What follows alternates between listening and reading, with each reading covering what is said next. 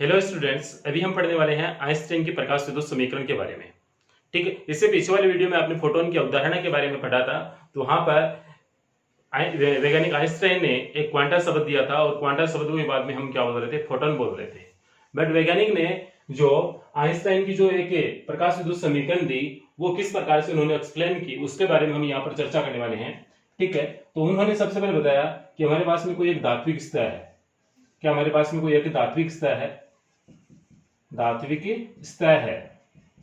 ठीक है, इस धात्विक सतह पर जब हम उचित आवर्ती का प्रकाश आपतित करवाते हैं, उचित आवर्ती का प्रकाश आपतित करवाते हैं, यानी कि ऐसा प्रकाश जिसकी जो आवृत्ति है वह दैवीय आवृत्ति से क्या हो, ज्यादा हो। ठीक है, तो क्या होता है कि इस धात्विक सतह में जो उपस्थित जो मुक्त इलेक्ट्रॉन है, उपस्थित जो मुक्त इलेक्ट्रॉन है, वो यहां से जो आपतित फोटोन है, इस फोटोन से ऊर्जा पाकर इससे उत्सर्जित हो जाते हैं। ठीक है, इससे उत्सर्जित हो जाते हैं। तो दोबारा सुन लीजिए यहां पर मेरी बात को एक बार फिर से। वैज्ञानिक आइंस्टाइन ने बताया कि जब धात्विक सतह पर उचित आवृत्ति का प्रकाश आपतित करवाया जाता है तो धातु की सतह में उपस्थित जो इलेक्ट्रॉन है आपतित फोटोन की ऊर्जा को पाकर धात्विक सतह से उत्सर्जित हो जाते हैं, धात्विक सतह से बाहर आ जाते हैं। तो यहां पर जो आपतित फोटोन, यहां पर जो आपतित फोटोन है, आपतित फोटोन, आपतित फोटोन की जो ऊर्जा है वह दो भागों में, ऊर्जा है वो दो भागों में बढ़ जाती है। ठीक है, तो ऊर्जा का जो पहला भाग है वह तो कार्यफलन के रूप में खर्च होता है और ऊर्जा का जो दूसरा भाग है वह गतिज ऊर्जा के रूप में खर्च होता है, गतिज ऊर्जा के रूप में खर्च होता है। ठीक है, तो यहां पर हम यह मान लेते हैं कि यहां पर जो ये जो आपतित फोटोन है या जो आपतित प्रकाश है, इसकी जो ऊर्जा है वो कितनी है, एच न्यू, या इसको मान लेते हैं ए। ठीक है, अतः कुल ऊर्जा, अतः कुल ऊर्जा, कुल ऊर्जा E इज इक्वल टू ई के कितने भाग हो गए, दो भाग हो गए। एक भाग तो इसका जो है कार्यफलन के रूप में खर्च हो जाता है, इसको हम लिख रहे हैं फाई नोट से। ठीक है, दूसरा भाग उसका काइनेटिक एनर्जी के रूप में हो जाता है, के ई मैक्सिमम के रूप में या के मैक्सिमम के रूप में लिख रहे हैं इसको हम। ठीक है, बट हम जानते हैं, परंतु हम जानते हैं कि E इज इक्वल टू ऊर्जा क्या होती है, एच न्यू, और phi naught is equal to क्या होता है, एच न्यू नॉट, और काइनेटिक एनर्जी के ई मैक्सिमम या के मैक्सिमम इज इक्वल टू क्या होता है, 1/2 एम वी स्क्वायर का मैक्सिमम, या फिर ईवी नॉट। ईवी नॉट क्या है यहाँ पर, निरोधी विभव। ठीक है, तो यहां से हम ये वाले मान यहां पे यदि रखें तो किस प्रकार से हमारे पास में एक समीकरण बनती है, तो देखें, h nu is equal to h nu naught plus 1/2 m v maximum का स्क्वायर।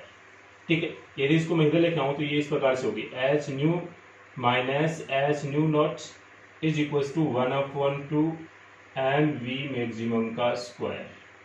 ठीक है, या फिर यहां से h कॉमन ले लें तो h कॉमन आने पर nu minus nu naught is equal to 1/2 m v maximum का स्क्वायर।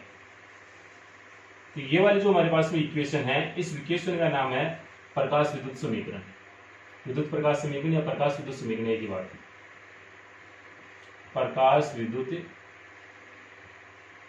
समीकरण। ठीक है, इस इक्वेशन का ही क्या नाम है, प्रकाश विद्युत समीकरण है। इसको याद कर लीजिए डायरेक्ट, ये मोस्ट भी है। ठीक है, अब यहां तक आपने क्या पढ़ा उसका एक बार मैं फटाफट दोबारा रिवीजन करवा देता हूं आपको। वैज्ञानिक आपको इतना लिखना है बस इस मैटर में, कोई इससे कोई ज्यादा कोई लंबी छोटी बातें नहीं लिखनी है, जितने में बोलना बस उतने लिखें, स्पष्ट लिखें, शॉर्ट एंड स्वीट है ये बातें। ठीक है, सुन लीजिए दोबारा। वैज्ञानिक आइंस्टाइन ने बताया कि जब धात्विक सतह पर उचित आवृत्ति का प्रकाश आपतित करवाया जाता है तो आपतित फोटोन की जो ऊर्जा है वह एक इलेक्ट्रॉन अवशोषित करके इससे क्या हो जाता है, उत्सर्जित हो जाता है। इससे क्या हो जाता है, उत्सर्जित हो जाता है, यानी प्रकाश विद्युत प्रभाव की घटना उत्पन्न होती है।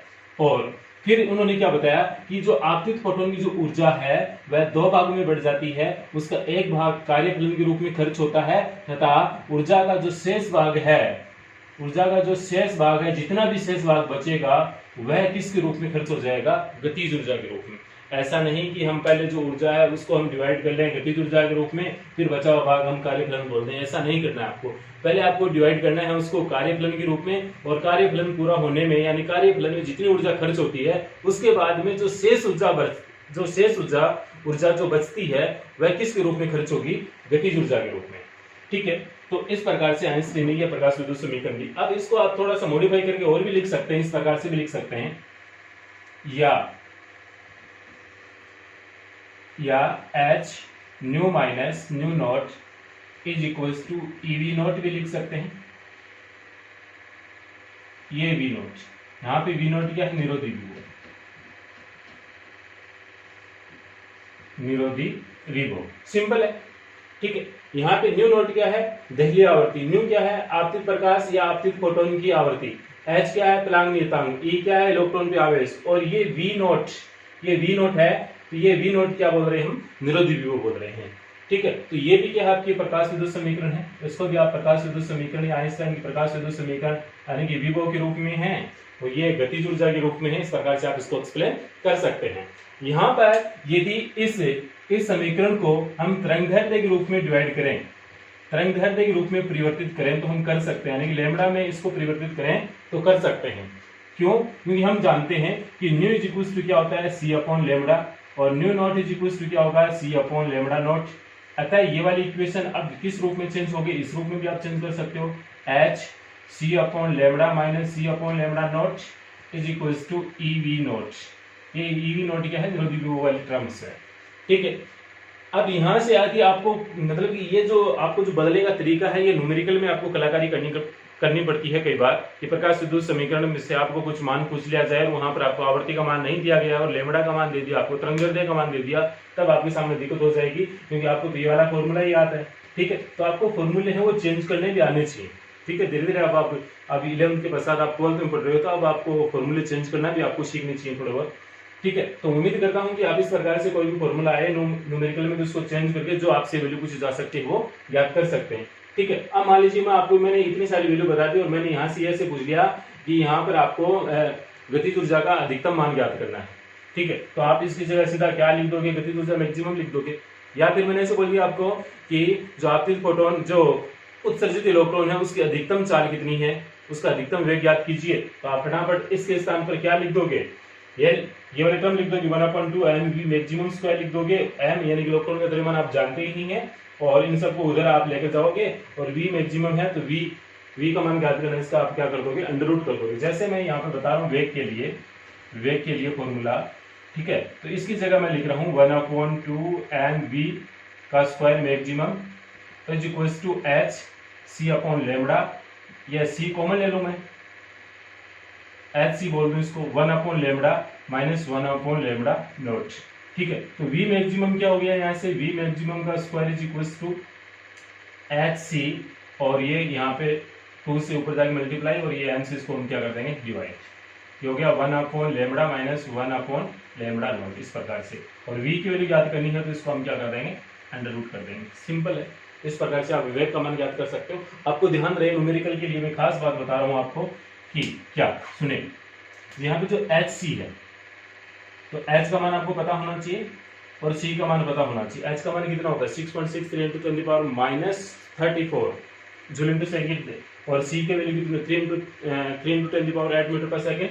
ठीक है, तो इन दोनों को कंबाइन करके, यानी दोनों नियतांक हैं, और कई बार इस चैप्टर में बहुत बार HC का मान आपको एक साथ न्यूमेरिकल्स में यूज करना पड़ता है, इसलिए आप इनका मान डायरेक्ट याद कर लीजिए, दोनों को गुणा करके जो मान आता है वो डायरेक्ट मान लिख रहा हूं मैं, 1242 इलेक्ट्रॉन वोल्ट। ठीक है, इलेक्ट्रॉन वोल्ट में इसका मान कितना है, 1242 इलेक्ट्रॉन वोल्ट। डायरेक्ट याद रख लीजिए, कई बार कि आपको जो ऊर्जा है, एनर्जी है, वो डायरेक्ट आपको इलेक्ट्रॉन वोल्ट में ही पूछी जाती है, इसलिए आप SC का मान डायरेक्ट इलेक्ट्रॉन वोल्ट में इस प्रकार से लिख सकते हैं।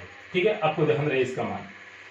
अब इसके पश्चात आपको एक चीज और समझाने वाला हूं यहाँ पर, कि यहाँ पर जो आपको जो निरोधी विभव का मान ज्ञात करना पड़े, निरोधी विभव का मान ज्ञात करना पड़े, यहाँ से निरोधी विभव के लिए, निरोधी विभव, ठीक है, ये वाली इक्वेशन लिख रहा हूं मैं, EV naught is equals to H nu minus nu naught. ठीक है, निरोधी विभव का मान याद करना पड़े तो V not is equal to H upon E nu minus nu naught. ठीक है, तो यहां से आपको ये निरोधी विभव वाली इक्वेशन मिल गई। या करके इसको एक अन्य फॉर्म में भी लिख सकते हैं आप, V not is equal to H upon V ये nu minus H upon E nu nought. ये वाली जो इक्वेशन है वह इस इक्वेशन को संतुष्ट करती है, y is equal to M X plus C वाली को संतुष्ट करती है। ठीक है, y is equal to M X plus C को संतुष्ट करती है। सी यहाँ पर क्या नियतांक है, तो ये भी क्या है, नियत है। किसी धातु के लिए क्या है, ये नियत है। ठीक है, एच अपॉन ई, एच नियत है, ई इलेक्ट्रॉन का आवेश है, न्यू यानी कि डेली आवृत्ति है, वो भी क्या नियत है, ये नियत है। तो ये तो किसको डिफाइन कर रहा है, सी को डिफाइन कर रहा है। और यहाँ पे जो एम क्या होती है, इस इक्वेशन में ढाल होती है। मैथ वाले बच्चे जानते हैं इसको। ठीक है, और जो मैथ नहीं पढ़ रही है वो भी, इन्होंने भी तो 10th क्लास में मैथ पढ़ रही है, वहां भी ये वाली इक्वेशन आती है इक्वल टू mx प्लस सी। तो n यहाँ पर क्या है, ढाल। तो ढाल यहाँ पे कौन बता रहा है, h अपॉन ई। h अपॉन ई क्या है, आपको एक ढाल बता रहा है। ठीक है, तो यदि इन दोनों के मध्य इस समीकरण की सहायता से यदि हम v नॉट और यदि आवर्ती के मध्य ग्राफ खींचे तो ग्राफ आपको इस प्रकार से प्राप्त होगा। इधर आवर्ती न्यू और इधर निरोधी विभव v नॉट। ठीक है, आवर्ती का मान ऐसे तो है नहीं कि ये 0 से मतलब इलेक्ट्रॉन को उत्सर्जित करवा देगी, ऐसा नहीं है। ठीक है, इसके लिए कुछ मान होगा, तो इसका जितना मान होगा वो बता रहा हूँ मैं, इतना मान है। और ग्राफ इसके पश्चात ही है, यहाँ पे जितना मान है उसको बोलेंगे हम डेली आवर्ती। और यदि पीछे यदि ग्राफ खींचे तो इस प्रकार से ग्राफ आएगा। ठीक है, इसको आप और दे दीजिए, इसको अन्य बिंदु ए दे दीजिए। ठीक है, ग्राफ में जो ओ ए लाइन है ना, ओ ए लाइन, ये किसको इंगित कर रही है, कार्यफलन। ये किसको इंगित कर रही है, कार्यफलन को इंगित कर रही है। ठीक है, तो यहाँ पर हम ये जो h upon E V not है, ये भी क्या है आपका विभव है, ये भी क्या है आपका विभव है, वोल्टेज के रूप में है।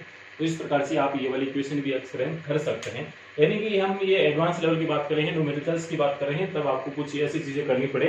ठीक है, इधर से उधर तो आप इस प्रकार से कर सकते हैं। लेकिन जो मेन रिजल्ट है आपके सामने प्रकाश युद्ध समीकरण का, वो ये वाला है। ठीक है, ये वाला लिख सकते हैं या फिर ये वाला लिख सकते हैं। ठीक है, ये गतिज ऊर्जा के रूप में है, ये निरोधी विभव के रूप में है। ठीक है, तो एक बार मैं पुनः आपको इसका एक बार दोबारा रिविजन करवा देता हूं ताकि आपके दिमाग में अच्छे से सेट हो जाए। इस पे पूरे टॉपिक में आपको लिखना क्या वो सुन लीजिए। आइंस्टाइन का प्रकाश विद्युत समीकरण हेडिंग डाली है, इसके पश्चात मैं जो बोल रहा हूँ आपको लिखना है। वैज्ञानिक आइंस्टाइन के अनुसार जब धातु की सतह पर उचित आवृत्ति का प्रकाश आपतित करवाया जाता है तो आपतित फोटोन की ऊर्जा एक इलेक्ट्रॉन पाकर उस सतह से क्या हो जाता है, उत्सर्जित हो जाता है। ठीक है, फिर आपको पैराग्राफ चेंज करके लिखना है कि आपतित फोटोन की ऊर्जा है वह निम्नलिखित दो कार्यों के रूप में खर्च होती है। नंबर 1 आपको डालना है कि कार्यफलन के रूप में, यानी कि धातु की सतह से इलेक्ट्रॉन को उत्सर्जित करवाने में अर्थात कार्यफलन के रूप में। और बची ऊर्जा का जो या फिर जो ऊर्जा का शेष भाग है वह है इलेक्ट्रॉन की, यानी कि उत्सर्जित इलेक्ट्रॉन की गतिज ऊर्जा के रूप में खर्च होता है। ठीक है, अब यदि हम किसी इलेक्ट्रॉन को उतनी ही ऊर्जा दें, कितनी ऊर्जा दें, यानी कि हम इलेक्ट्रॉन को, यानी आपतित फोटोन के पास मान लीजिए उतनी ऊर्जा है कितनी, एच न्यू नॉट के बराबरी है। ठीक है, आपतित ऊर्जा एच न्यू और ये वाली ऊर्जा एच न्यू नॉट इसके बराबरी ही है, तो गतिज ऊर्जा बचेगी नहीं। कहने का मतलब है इलेक्ट्रॉन के पास में जो गतिज ऊर्जा होगी वो क्या होगी, शून्य होगी, यानी कि वो चलकर नहीं जाएगा, यानी इलेक्ट्रॉन के पास में वेग नहीं होगा इस वाली कंडीशन में। ठीक है, तो यहाँ पर इसको हम इस प्रकार से लिख सकते हैं कि आपतित ऊर्जा E, ठीक है, ये दो भागों में बढ़ जाएगी, एक तो कार्यफलन के रूप में और दूसरी गतिज ऊर्जा के रूप में। तो एक तो आपका कार्यफलन और दूसरा क्या आपकी गतिज ऊर्जा। ठीक है, अब इन दोनों की आप मान रख दीजिए, मान रखने के पश्चात इस प्रकार से आप कैलकुलेशन कर लोगे। ठीक है, यहाँ पर मैंने ये वाली जो इक्वेशन है वो तरंगदैर्ध्य के रूप में बदल कर बताई है। फिर मैंने इसको यदि आपको वेग का मान ज्ञात करना पड़े तो वेग के रूप में बदल के बताया है आपको। फिर यदि आपको निरोधी विभव का मान ज्ञात करना पड़े तो निरोधी विभव के रूप में बदल कर बताया है। और यहाँ पर हमने एक ग्राफ भी इस प्रकार से खींचा है। ठीक है, कई बार ऐसा आ सकता है कि निरोधी विभव व V के मध्य जो खींचे गए ग्राफ की ढाल है उसका मान कितना होता है। तो ग्राफ की जो ढाल है, ढाल का मान कितना होता है, ये रहा H/E होता है, H/E होता है। ये भी क्या है, नियतांक है। E इलेक्ट्रॉन की आवेश फिक्स है, मान H का मान भी फिक्स है। ठीक है, तो इस प्रकार से आपने ये पढ़ लिया। ठीक है, तो इसके बाद में हम थोड़ा सा वीडियो को और आगे लेकर जाएंगे। इस प्रकाश विद्युत समीकरण की सहायता से हम जो प्रकाश विद्युत प्रभाव जो पीछे वाले वीडियो में जो आपने जो नियम पढ़े थे, प्रकाश विद्युत प्रभाव के नियम पढ़े थे, उनको एक्सप्लेन करने वाले हैं। ठीक है, यदि आपको हमारे वीडियो पसंद आ रहे हैं तो आप लाइक करने में, वीडियो को लाइक करने में कंजूसी ना करें, और वीडियो में आप कमेंट करने में भी कंजूसी ना करें, और वीडियो को शेयर करने में भी आप कंजूसी ना करें। ठीक है, तो वो कहने की जरूरत नहीं पड़नी चाहिए स्टूडेंट को, ये आपका काम, मेरा काम मुझे अच्छे से समझाना, वो मैं कर रहा हूँ रेगुलर। फटाफट इसका एक आप स्क्रीनशॉट लीजिए। तो अब आप देखें इसको, आइंस्टीन की प्रकाश विद्युत समीकरण क्या है? H is equals to nu minus nu naught is equals to 1/2 mv maximum का स्क्वायर। ठीक, ये वाली है। अब यहाँ पर हम इसको एक्सप्लेन करने वाले अलग अलग सिद्धांत से। पहला काम तो मैं ये कर रहा हूँ, नंबर पॉइंट 1, यदि आपके प्रकाश की आवर्ती न्यू है, वह दिल्ली आवर्ती से कम है। न्यू नोट क्या है? दिल्ली आवर्ती, दिल्ली आवर्ती। ठीक है, ऐसा है, new is less than new note. इस कंडीशन में क्या होगा? इस कंडीशन में क्या होगा वो आप इस इक्वेशन से देखें। इसको मैं समीकरण 1 डाल रहा हूं, तो समीकरण 1 से, ठीक है, तो समीकरण 1 से हम क्या लिख सकते हैं कि H nu minus nu naught is equals to गतिज ऊर्जा मैक्सिमम। ठीक है, और यहाँ पर जो ये वाला जो मान है, ठीक, इन दोनों में से ये बड़ा है या फिर ये बड़ा मान कौन सा है? ये, और छोटा कौन सा है? ये वाला। ठीक है, तो इन दोनों में जो यहाँ पे जो कोष्टक में जो भी आएगा उसके साथ में साइन क्या आएगा? नेगेटिव साइन आएगा। ठीक है, नेगेटिव साइन आएगा, ये आपका के मैक्सिमम। और फिर इसको एस से मल्टीप्लाई करने के पश्चात आपके पास में जो काइनेटिक एनर्जी है के मैक्सिमम है, वो क्या आएगी? नेगेटिव आएगी। गतिज ऊर्जा क्या आएगी आपके पास में? ऋणात्मक आएगी। गतिज ऊर्जा क्या आएगी? ऋणात्मक आएगी, जो कि संभव नहीं है। गतिज ऊर्जा कभी भी ऋणात्मक नहीं हो सकती। ठीक है, जो कि संभव नहीं है, जो कि संभव नहीं है। ठीक है, जो कि संभव नहीं है। अतः हम ये कह सकते हैं कि यदि आपतित प्रकाश की आवर्ती दिल्ली आवर्ती से कम है तो फोटो इलेक्ट्रॉन उत्सर्जित नहीं होंगे, यानी किसी धात्विक स्तर से इलेक्ट्रॉन उत्सर्जित नहीं होंगे। ठीक है, तो ये यहाँ पर एक बात सिद्ध होगी। अतः स्पष्ट है कि आपको यही लिखना है यहाँ पर। अतः स्पष्ट है कि आपतित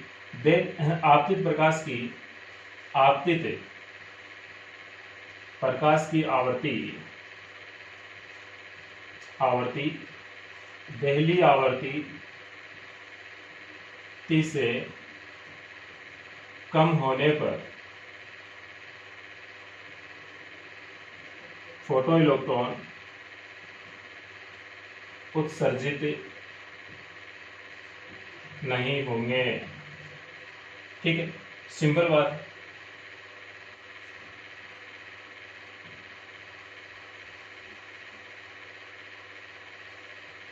नंबर 2, अतः स्पष्ट है कि समीकरण कौन से समीकरण से? इसको डाल दीजिए आप, समीकरण 2 डाल दीजिए। समीकरण 2 से स्पष्ट है कि जो इलेक्ट्रॉन की जो उत्सर्जित इलेक्ट्रॉन की जो गतिज ऊर्जा है वह आवर्ती पर निर्भर करती है। गतिज ऊर्जा किस पर निर्भर करती है? आवर्ती पर निर्भर। ठीक है, ये आपने एक्सप्लेन कर दिया। ठीक है, नंबर 1 तो जो प्रकाश विद्युत प्रभाव के जो 4 नियम थे ना, एक दिल्ली आवर्ती से संबंधित है, एक गतिज ऊर्जा से संबंधित है, एक उत्सर्जित होने वाले इलेक्ट्रॉनों से संबंधित है, और एक समय पश्चात से संबंधित है। तो हमने पहला एक्सप्लेन कर दिया, ये दूसरा एक्सप्लेन कर दिया। अब तीसरा देखें आप।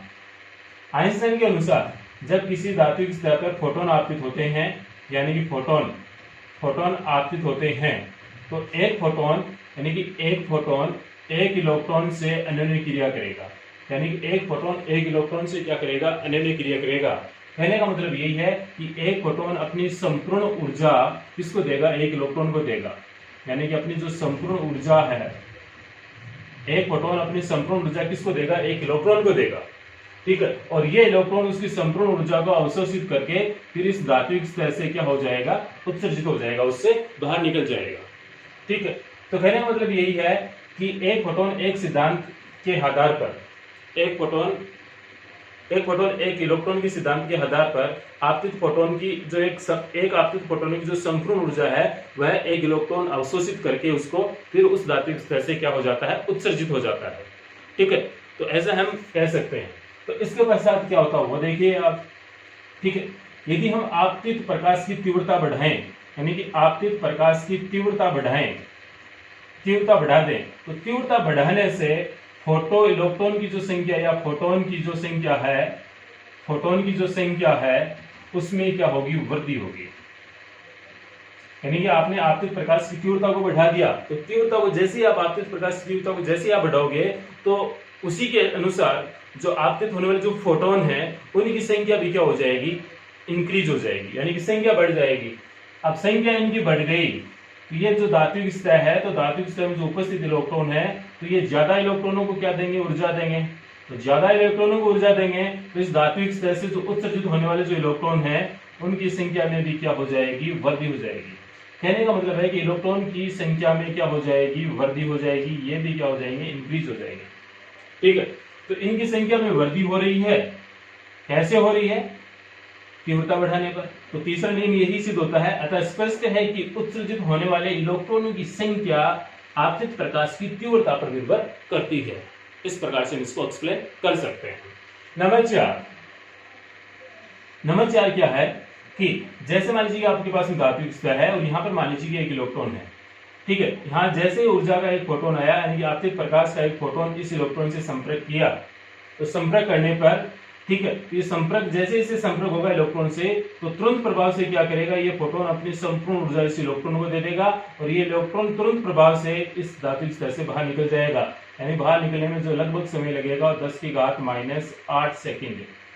अब 10⁻⁸ सेकंड लगता है, 1 सेकंड, मैंने बोला 1 सेकंड हो गया, ठीक है। 10⁻2 सेकंड, यानी कि 1 सेकंड के 2 टुकड़े कीजिए आप, कितना समय होता है, ठीक है। ऐसे ही 10⁻4 का मतलब है 10⁻4 नहीं, 10⁻⁴ सेकंड का मतलब है कि आप 1 सेकंड की कितने टुकड़ों करोगे, 1 सेकंड की कितने टुकड़ों करोगे, 1 0 0 0, कितने टुकड़े करोगे, इतने टुकड़े आपको करने। तो इनमें से एक टुकड़ा कितना बचा, बहुत ही कम समय है। इसी प्रकार से आप यदि 10⁻⁸ लगा रहे हैं तो नीचे आपको 8 शून्य लगाने पड़ेंगे, यानी 1 में इतने का भाग दोगे तो उसका एक जो भाग है वह कितना समय हो सकता है, कितना समय हो सकता है, हम की उसकी कल्पना नहीं कर सकते, उतना समय है। तो समय क्या लग रहा है, क्या नहीं लग रहा है, ठीक है। तो लगभग इतना समय लगता है।